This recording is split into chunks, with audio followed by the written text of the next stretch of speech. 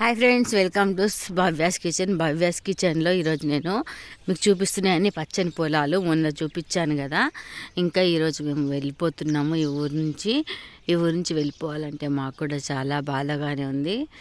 కాకపోతే ఇంకా ఏం చేయలేము, మళ్ళీ మన సిటీలోకి వచ్చి కాలుష్య వాతావరణానికి బలి కావాల్సిందే, తప్పదు. ఈ 4 రోజులు ఈ పచ్చని పంట పొలాల మధ్యలో స్వచ్ఛమైన గాలి పీలుస్తూ ఇదిగోండి ఎంత గుంపులుగా వెళ్తున్నాయి పక్షులు. స్వచ్ఛమైన గాలి పీల్చుకొని గుండె నిండా మధురానుభూతులను నింపుకొని వెళ్తున్నాం. కాకపోతే ఏంటంటే మళ్ళీ రావడానికి చూడండి సూర్యుడు ఎలా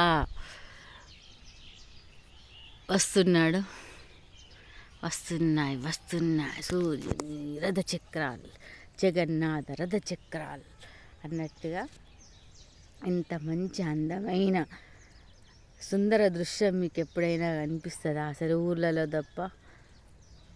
చూడండి ఎంత బాగా అనిపిస్తుందో. ఈ కనిపించినంత మేర ఉన్న పొలాలు మా వాళ్ళ రిలేటివ్స్ వాళ్ళవి, అంటే మాకు తెలిసిన మా తమ్ముడు వాళ్ళ ఫ్రెండ్ వాళ్ళే అన్నమాట. వీళ్ళు ఇంత ఆప్యాయంగా ఇంత దూరమైన ఎవరో తమ్ముడు వాళ్ళ ఫ్రెండు విలేజ్ అన్నా కూడా వీళ్ళు ఇంత బాగా రిసీవ్ చేసుకున్నారు. చాలా బాగా రిసీవ్ చేసుకున్నారు, చాలా బాగా చూసారు. వాళ్ళ స్వచ్ఛమైన ప్రేమలకు మేమంతా దాసోహం అయిపోయాం. ఇక్కడి నుంచి ఇట్లా నీళ్ళు వస్తాయి అన్నమాట, పొలాలకు నీళ్ళు అనమాట. ఆమడి నుంచి ఈ మడికి ఇట్లా నీళ్ళు వారుతుంటాయి. ఈ మడి నుంచి ఇంకో మడికి ఇట్లా సన్నగా గట్టు ఉంటుంది, గట్టు దాటాలి. ఆ గట్టునుంటావా నాగన్న, ఈ గట్టునుంటావా అన్నట్టుగా ఆ పాట వేసుకోండి. ఇక ఇక్కడ కూడా అన్నీ మామిడి చెట్లు, గన్నేరు చెట్లు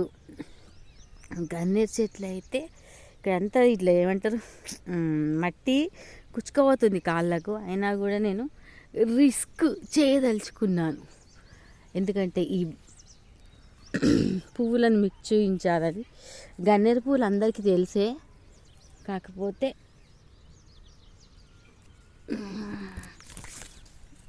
మనము దగ్గర నుంచి చూసి ఆస్వాదించాలి. గుత్తులుగా ఉన్నాయి కదా. ఇదిగో చూడండి ఎంత బాగున్నాయి. గన్నేరు పూలైనా కూడా చాలా బాగున్నాయి. మన గులాబీలకు గన్నేరు పువ్వులకు ఏమీ తేడా లేదన్నమాట. ఇదొక ఫోటో తీసుకుందాం, తర్వాత నేను సెల్ఫీ దిగాలి.